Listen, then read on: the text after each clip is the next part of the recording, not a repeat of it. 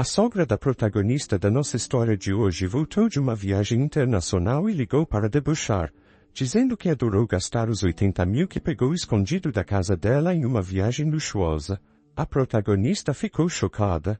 Contudo, há uma verdade oculta sobre esse dinheiro que pode devastar a vida da sogra. Se ela soubesse disso, jamais o teria roubado. Minha vida como Lidiane, uma designer de joias freelance ocupada de 35 anos, querendo filhos, mas sobrecarregada pelo trabalho, é compartilhada com meu marido igualmente ocupado, Gustavo, que originalmente tinha um emprego corporativo. Agora, ele me ajuda a administrar meu crescente negócio de design. No início do nosso casamento, meus trabalhos de design eram escassos e dependíamos muito da renda estável de Gustavo. Agora, com o florescimento do meu negócio, nossos papéis e responsabilidades evoluíram, assim como nossos desafios, incluindo lidar com mal-entendidos familiares inesperados sobre dinheiro. Quando me aproximei dos 33 anos, minha carreira como designer de joias começou a florescer, exigindo uma melhor organização da minha agenda cada vez mais agitada. Sentindo as demandas crescentes do meu negócio, meu marido, Gustavo, que estava bem colocado em sua empresa e no caminho certo para ser promovido, tomou uma decisão ousada, renunciou ao emprego para ser meu parceiro, aplicando suas habilidades de gestão em nossa empresa Joint Venture. Juntos, garantimos contratos com marcas internacionais de prestígio, aprimorando nossas vidas profissionais e pessoais. No entanto, gerenciar o sucesso trouxe um conjunto único de desafios, especialmente envolvendo a mãe de Gustavo, Edith, que morava sozinha na casa da família. Ela via nossas vidas através de uma lente de luxo e frequentemente nos abordava com pedidos financeiros. Vocês parecem estar vivendo tão bem financeiramente. Estou com inveja, ela comentava. Parte da minha função envolvia participar de lançamentos de produtos e jantares com executivos, algo que era rotina, mas Edith via essas obrigações como mero lazer. Seus pedidos se tornaram mais pessoais com o tempo. Vou dar uma festa para meu amigo em breve, você pode me dar algum dinheiro para isso? Ela me pediu em uma ocasião. Embora pudesse parecer que poderíamos facilmente arcar com tais despesas, manter a imagem da nossa empresa era caro e cheio de obrigações que não podíamos ignorar. Não vivíamos no luxo, esses eram aspectos necessários do nosso trabalho. Edith, envolta em inveja e frequentemente sarcasmo, não conseguia entender a natureza de nossas despesas. Vestida de forma impecável, frequentava lugares caros e dizia, eu invejo você? Apesar das minhas repetidas recusas, Gustavo, sendo seu filho, ocasionalmente cedia às demandas, argumentando que um pouco de ajuda financeira era um pequeno preço pela paz. Dar a ela um pouco de dinheiro a mantém quieta, então vale a pena, ele argumentava. Achava mais simples acalmá-la do que ter nosso trabalho interrompido. Contudo, as exigências de Edith têm aumentado. Recentemente ela manifestou o desejo de um novo vestido para um próximo evento. Outro dia, ela veio importunar Gustavo, dizendo que queria um terno de 2 peças. Já nos pediu para comprar roupas anteriormente, eu comentei, sugerindo que poderia haver opções mais econômicas. Entretanto, o que Edith deseja certamente não é barato. Ela mencionou que se tratava de uma festa sofisticada e que não queria ser a única vestida com roupas antigas. Além disso, insistiu em uma bolsa combinando, o que nos deixou frustrados para atender aos seus frequentes pedidos. Gustavo já havia configurado um cartão de crédito em nome de Edith, instruindo-a a usá-lo para suas despesas. Inicialmente, ela gastou muito e foi advertida por Gustavo.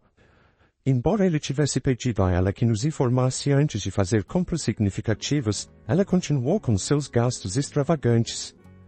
Esse padrão de demandas financeiras deixou Gustavo e eu perdidos, tentando equilibrar o delicado ato de sustentar a família, mantendo a integridade e a sustentabilidade de nossos negócios.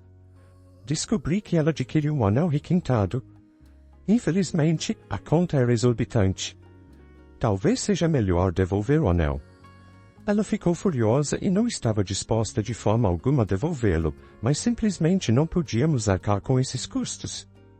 Era Gustavo quem gerenciava e pagava as contas. Edith parecia não entender o propósito do cartão de crédito, tratando-o como se fosse um recurso limitado. Ela não percebia que cada compra feita eventualmente precisaria ser paga e, como o dinheiro não saía diretamente do seu próprio bolso, continuava a usá-lo livremente, sem reconhecer a necessidade de conter seus gastos. Gustavo decidiu estabelecer um limite de gastos em seu cartão, o que fez com que Edith invadisse nossa casa um dia, frustrada e reclamando.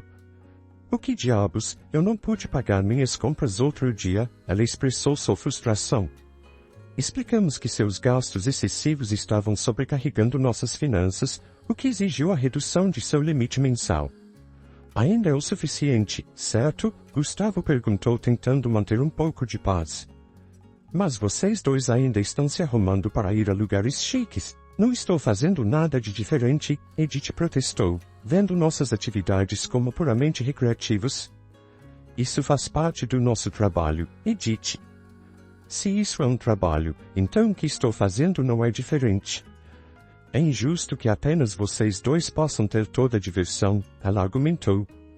"Embora seja verdade que nosso trabalho envolva participar de lançamentos de produtos e festas em locais luxuosos, essas são obrigações profissionais e não atividades de lazer." Apesar de seus equívocos, estabelecer um limite de gastos no cartão de crédito de Edith parecia ter acalmado um pouco a situação. Ocasionalmente, Edith visitava e transmitia suas queixas a Gustavo, mas a vida em geral prosseguiu sem grandes interrupções. À medida que o final do ano se aproximava, uma excelente oportunidade se apresentou. Um fabricante de marca estrangeira me abordou com uma proposta para expandir nossos negócios, realocando nossa base para o exterior. A perspectiva me emocionou tanto quanto poderia potencialmente levar-me ao posto de designer de primeira linha. Gustavo sempre me apoiou, e meu gerente estava totalmente favorável a dar o salto. "É uma chance que temos que correr", ele afirmou. No entanto, a perspectiva de se mudar para o exterior trouxe uma nova preocupação. Dado seu comportamento anterior, Edith era uma preocupação legítima. Ela poderia insistir em se juntar a nós no exterior? A ideia de viver internacionalmente era atraente, mas a ideia de lidar com as demandas de Edith em um novo país era assustadora. Quando compartilhamos nossos planos de nos mudarmos para o exterior para trabalhar com Edith naquele fim de semana, ela respondeu exatamente como previmos. "Eu também quero ir", ela declarou, assumindo que nossa mudança seria como férias sem fim. Gustavo tentou esclarecer que estamos indo lá para trabalhar. "Não será tão tranquilo quanto você pensa", ele alertou. Mas Edith estava cética. "Você está tentando me enganar. Você planeja viver ainda mais luxuosamente lá sem que eu veja", ela acusou. "Não vamos nos mudar para lá permanentemente. Voltaremos depois que nosso trabalho terminar." Eu tentei explicar para aliviar as preocupações dela, mas ela respondeu: "Você está dizendo isso, mas está planejando me deixar para trás, não está?" Estávamos exaustos com essa discussão repetitiva. Então Gustavo sugeriu: "Tudo bem, não podemos levá-la conosco, mas que tal pagarmos por uma viagem de uma semana para você?" Edith se animou com isso. "Cobriremos as despesas do seu voo e hotel, mas você precisará cuidar do resto", Gustavo afirmou. No entanto, a paz durou pouco. Alguns dias depois, enquanto Gustavo estava preocupado com os arranjos para a mudança para o exterior, Edith apareceu do nada, seus olhos cheios de expectativa. "Ei, Lidiane, vou precisar fazer algumas comprinhas lá também. Você poderia me emprestar um pouco de dinheiro?", ela perguntou, esperançosa, estendendo a mão para o cartão que Gustavo lhe confiara. Eu sabia o que estava por trás desse pedido. Edith tinha sido recentemente repreendida por gastos excessivos, e agora ela enfrentava a incerteza das finanças em um país estrangeiro, com suas taxas de câmbio voláteis. O semblante de Edith se transformou em decepção quando percebeu que não conseguiria o que queria. "Gustavo finalmente me cortou, outro dia", ela admitiu, envergonhada. Era evidente que ele havia confiscado o cartão dela como uma forma de controlar seus impulsos de gastos. "Também não tenho tanto dinheiro disponível. Não posso simplesmente te emprestar sem a autorização do Gustavo." "Talvez você devesse perguntar a ele", sugeri, conhecendo a rigidez de Gustavo em relação às finanças. Mas Edith estava desesperada. "Não adianta perguntar a ele. É por isso que estou te pedindo, ela pressionou, sua voz carregada de frustração. No final, Edith fez sua viagem de 10 dias ao exterior, um feito que presume ter sido financiado por Gustavo de alguma forma. Quando ela retornou, ela me ligou, sua voz transbordava de entusiasmo. Estou de volta? Foi incrível, ela exclamou, compartilhando com fervor histórias de suas aventuras turísticas e experiências gastronômicas. Senti-me feliz por ela ter aproveitado tanto, apesar dos desafios financeiros. Apesar de eu não ter perguntado, ela contou, acabei comprando lembranças demais e não consegui colocá-las na minha mala, então mandei despachá-las para cá. Não precisa esperar que elas cheguem, ela exclamou. Que bom, respondi, tentando manter meu tom neutro, apesar de me sentir um pouco sobrecarregada. Graças ao dinheiro que você economizou, eu me diverti muito, ela exclamou. Economizou dinheiro? Do que você está falando? Respondi intrigada e um pouco alarmada por não ter nenhuma lembrança de reservar dinheiro para esse propósito. Encontrei-o na gaveta do aparador da sua casa, ela disse, alegando que pegou 80 mil. Fiquei surpresa. Por que uma quantia tão grande de dinheiro seria guardada em casa, especialmente em uma gaveta onde qualquer um poderia achar? Não tenho certeza de que dinheiro você está falando, mas tirá-lo de nossa casa sem permissão é roubo, mesmo se você for da família. Você entende? Minha resposta foi perturbadoramente casual. É por isso que estou lhe contando agora que usei. Considere isso um relatório após o fato ocorrido, declarou, sem se desculpar. Não faço ideia de que dinheiro é esse, mas se você pegou e usou sem contar a ninguém, isso é um crime? E se foi algo que Gustavo reservou para uma transação importante, é ainda mais sério, expliquei, tentando entender a situação. Apesar disso, não houve nenhuma interrupção perceptível em nossas finanças comerciais durante a viagem dela. Vocês dois vivem de forma tão extravagante, então por que não posso ter um pouco disso? Pense nisso como se estivesse fazendo um favor para seus pais. Não é uma grande coisa, certo? Ela racionalizou, mostrando um senso de direito difícil de compreender. Uma coisa é pedir ajuda ao seu filho e à esposa dele, mas não é assim que você deve se comportar depois de pegar o dinheiro de outra pessoa, respondi ainda incrédula. Estou feliz que você tenha gostado da viagem, mas terei que discutir isso com Gustavo quando ele voltar. Gustavo vai entender.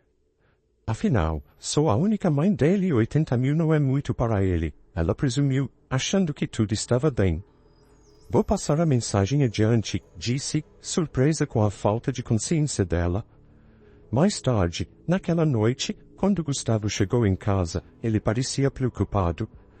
Lidiane, você sabe sobre o dinheiro que deixei na gaveta? Ele perguntou com urgência. Há 15 dias, retirei-o da minha conta bancária e agora desapareceu. Guardar uma quantia tão grande em uma gaveta? Você não achou que foi descuidado? Questionei.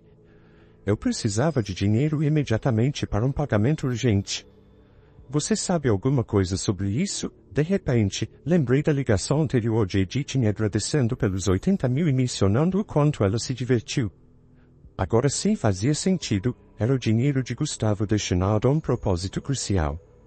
Quando Edith ligou agradecendo pelos 80 mil e dizendo que se divertiu muito com isso. Eu não entendi o que ela quis dizer, até agora. Então era o dinheiro do Gustavo, mas para quê? Por que uma quantia tão grande? Ao tentar entender todo o cenário ao lidar com as ramificações das ações de Edith, eu sabia que era o dinheiro de Gustavo que havia desaparecido, mas o contexto completo ainda não estava claro para mim. Então relatei a Gustavo que descobri que Judith pegou o dinheiro sem nos informar e gastou em sua viagem. Questionei Gustavo sobre por que ele retirou os 80 mil. Eu preciso entender por quê, perguntei, intrigada com a situação. Gustavo começou a explicar a história por trás. Após reduzir o limite de crédito do cartão de Edith, ela começou a pedir dinheiro emprestado secretamente de várias fontes, incluindo cartões de financiamento ao consumidor e cartões de crédito que ela havia aberto sem nosso conhecimento. Quando Gustavo descobriu sua dívida crescente, ele retirou todos os seus cartões e retirou dinheiro para saldar suas dívidas diretamente.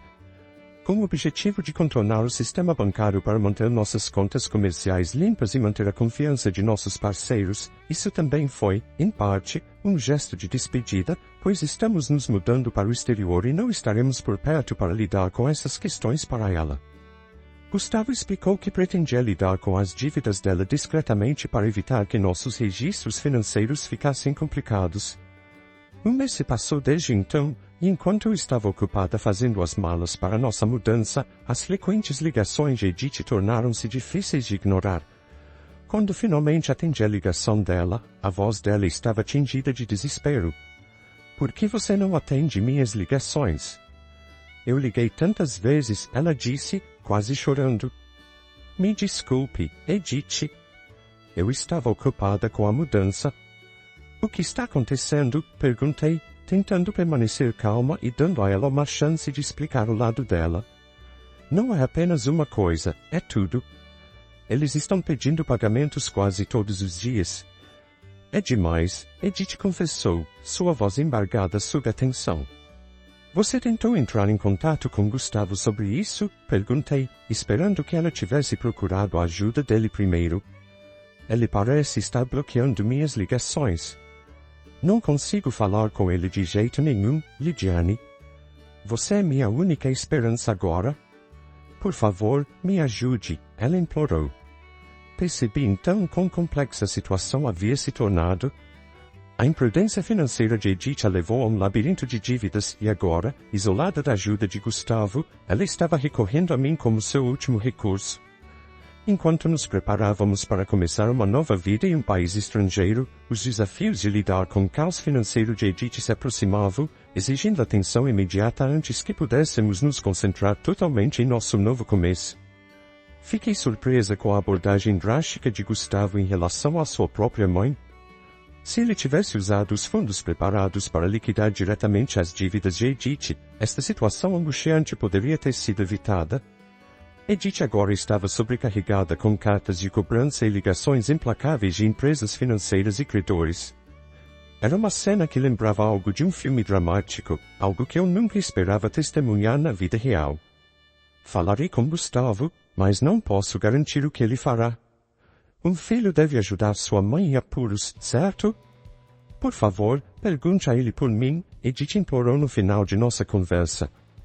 No entanto, com nossa iminente expansão de negócios, nossos recursos financeiros já estavam esgotados, e não podíamos nos dar ao luxo de ajudar ainda mais Edith, especialmente considerando que ela havia usado indevidamente o dinheiro destinado a saldar suas dívidas. Quando retransmiti os detalhes da ligação para Gustavo, ele respondeu com uma mistura de cansaço e resignação. Eu tinha planejado resolver as coisas antes de partirmos, mas ela desperdiçou essa chance, ele disse friamente. De fato, o dinheiro foi originalmente destinado a ajudá-la a saldar as dívidas, mas em vez disso, ela o usou em uma viagem luxuosa, sem deixar espaço para desculpas. Enquanto as ligações de Edith persistiam, segui o exemplo de Gustavo e configurei o número dela para bloquear. Embora parte de mim desejasse ajudá-la, afinal, ela era mãe de Gustavo, não havia nada que eu pudesse fazer se ele tivesse escolhido se desligar da situação. Enquanto isso, o dia da nossa mudança para o exterior estava se aproximando rapidamente e eu ainda tinha muito que arrumar. Em meio ao caos de fazer as malas, descobri mais um problema. Edith recorreu à venda de sua casa para administrar suas dívidas. Descobriu-se que ela havia ocultado ainda mais dívidas do que imaginávamos.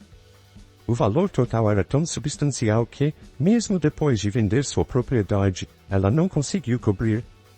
A ideia de perder a casa da família, onde Gustavo cresceu, era profundamente perturbadora. Hey, a casa da nossa família se foi? Você está bem com isso? Perguntei, sentindo a tristeza dele. Como posso ficar bem? Mas não há nada que possamos fazer, Gustavo respondeu, sua voz tingida de tristeza por perder a casa onde ele cresceu. Deve ter sido uma grande perda, semelhante ao que senti quando perdi a casa dos meus pais. Em meio a esses sentimentos complexos e apesar da tarefa de fazer as malas, tivemos que aceitar o fato de que algumas situações estavam além do nosso controle e focar em nosso futuro enquanto nos preparávamos para começar uma nova vida em um país diferente. A realidade agridoce de perder uma casa de família me impressionou profundamente enquanto observava a situação se desenrolando com Gustavo. Ao contrário das minhas experiências passadas, Gustavo não só havia perdido a estrutura física onde suas primeiras memórias foram formadas, mas também seu santuário emocional. Enquanto sua mãe Edith ainda está viva, é um sentimento indescritível, a mistura de perda e deslocamento, especialmente sob circunstâncias tão dolorosas. O impacto é profundo e complexo, muito mais do que simples tijolos e argamassa. Trata-se de perder uma parte da história de alguém e o conforto de um lugar para onde voltar que não existe mais. Edith agora está morando em um apartamento modesto e enfrenta o trabalho diário de administrar suas dívidas. Ela trabalha meio período, uma realidade desafiadora, dada a sua idade. As oportunidades de emprego para idosos não são apenas limitadas, mas são muitas vezes fisicamente exigentes e menos gratificantes. Esta nova realidade para ela é uma mudança drástica em relação à sua vida anterior, que se acreditava ser repleta de gastos descontrolados e liberdade financeira. Embora a simpatia surja naturalmente ao ver sua luta, é temperada pelo conhecimento de que sua situação é o resultado direto de sua própria imprudência financeira. A vida nos ensina que as ações têm consequências, e o caso de Edith reafirma a dura verdade de que a responsabilidade financeira é crucial em qualquer idade. Em nosso novo ambiente, o negócio está prosperando além de nossas expectativas iniciais. A mudança para o exterior catapultou nossa marca para o destaque internacional, trazendo uma enxurrada de consultas e ofertas de vários cantos do mundo. Cada novo e-mail e chamada traz potencial de expansão e colaboração, o que é incrivelmente emocionante, mas também exige um esforço imenso. O sucesso é estimulante. No entanto, ele engloba toda a nossa vida, deixando pouco espaço para qualquer outra coisa. Os dias se misturam às noites enquanto navegamos pelos fusos horários e pelas nuances culturais, nos esforçando para aproveitar ao máximo esta oportunidade de ouro. Apesar das conquistas profissionais, nossas vidas pessoais suportam o peso de nossas agendas implacáveis. O sonho de expandir nossa família parece mais uma visão distante, algo que esperamos retomar quando as ondas de demanda imediata diminuírem. Gustavo, que faz malabarismos com múltiplas funções, desde logística até gerenciamento de clientes, sente essa tensão intensamente. Como parceiros na vida e nos negócios, nos encontramos ponderando sobre o futuro e nossas prioridades, questionando como podemos alinhar nossos objetivos profissionais com nossos desejos pessoais. Enquanto olho para fora da nossa janela do apartamento, observando a paisagem distante, as luzes de neon se desfocam na noite, refletindo o borrão de nossas vidas diárias. É uma vista cheia de promessa e anonimato. É um forte contraste com as ruas familiares que uma vez conhecíamos. Esta cidade vibrante e implacável agora é nossa casa, mas contrasta fortemente com a vida tranquila e estável que deixamos para trás. A complexidade de nossa nova vida é emocionante, mas também assustadora, cheia de tarefas e decisões intermináveis que desafiam a cada passo nesta nova jornada. Muitas vezes me pego refletindo sobre a situação de Edith e as implicações mais amplas de nossas decisões familiares e financeiras. É uma curva de aprendizado contínua. Compreender o quão profundamente interligadas nossas escolhas estão com a estrutura de nossas vidas. Cada decisão, cada sacrifício e cada sucesso moldam não apenas nossas circunstâncias imediatas, mas também o legado que deixamos para trás. À medida que construímos esta nova fase de nossa vida, permanecemos atentos ao delicado equilíbrio entre alcançar o sucesso e manter os relacionamentos que definem quem somos além do nosso negócio. A simpatia surge naturalmente ao ver sua luta, mas é temperada pelo conhecimento de que sua situação é o resultado direto de sua própria imprudência financeira. O caso reafirma a dura verdade de que a responsabilidade financeira é crucial em qualquer época. O que você achou do fato de o casal não ter levado a sogra Edith quando se mudaram? Queremos saber sua opinião sobre isso. Você acha que foi correto deixá-la para trás para sofrer as consequências de suas atitudes? Sim ou não? Deixe seu comentário abaixo. Agradeço por assistir ao vídeo de hoje e espero que tenha gostado. Não se esqueça de se inscrever no canal e ativar as notificações para não perder as próximas histórias. Um forte abraço e até a próxima!